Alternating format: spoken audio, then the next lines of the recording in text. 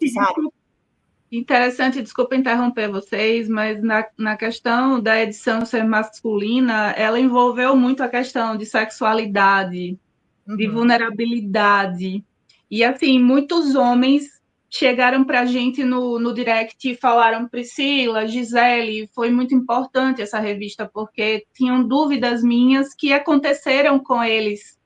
E, assim, a gente vê que a conscientização a gente está conseguindo alcançar dessa maneira. E ver de um atleta, de uma pessoa que foi da seleção, que teve essa vulnerabilidade, que foi homem. Eu lembro que eu conversei com você me falou: olha, eu não foi meio que uma das primeiras entrevistas que você deu. Para mim, assim, eu agradeço muito, porque foi uma responsabilidade muito grande para mim. Como eu ia soltar isso? Porque, assim, eu não queria assustar ninguém, mas, ao mesmo tempo, eu tinha que falar a verdade.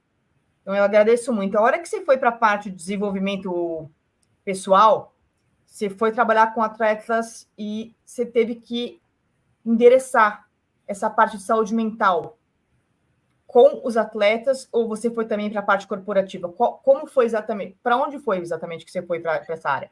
Então, essa pergunta é muito boa, né, Gisele? Porque eu vou, hoje em dia, no meu trabalho, na direção do ser humano. Que tudo que a gente está falando aqui no final das contas é isso. Lá, nessa história que eu contei aqui para vocês, a gente tinha ali o mito do herói, o mito do fodão, o mito daquele que não pode ter medo, tá com medinho, bota a faca nos dentes e parte para dentro. Foi a cultura que eu fui criado. E quando eu olho para trás, eu vejo que teve muitos atletas que sucumbiram a essa cultura do herói. E óbvio, né, pessoal, a vida ela é cheia de desafios e a gente tem que ir para dentro dos desafios. Mas tem horas que a gente não aguenta. Tem horas que a corda estica demais e a gente tem que ter essa sabedoria de falar: opa, a corda está muito esticada.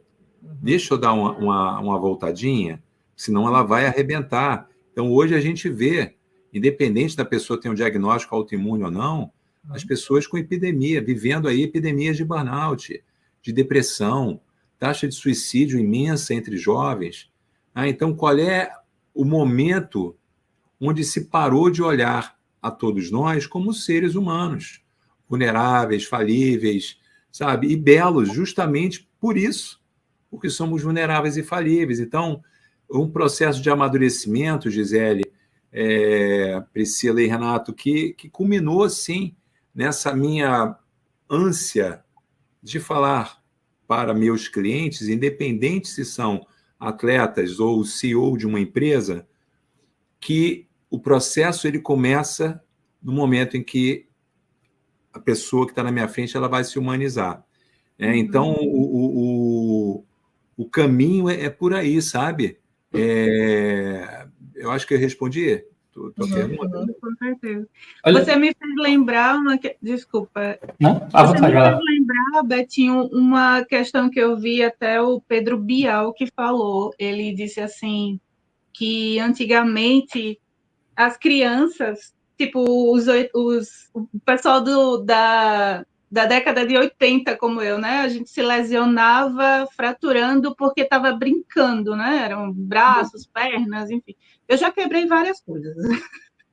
Hoje em dia são só as lesões, né? Então, assim, era basquete, vôlei, e eu não parava, adorava, mas como o Pedro Biel falou, hoje em dia as lesões são mentais. É como se fosse o mal do século, né? A saúde mental parece que foi deixada de lado, porque as crianças estão muito no celular, né? O tempo todo, assim, nas telas, e às vezes brincar como a gente brincava liberava endorfina, né? Liberava o cortisol, a gente se quebrava, mas a gente se consertava.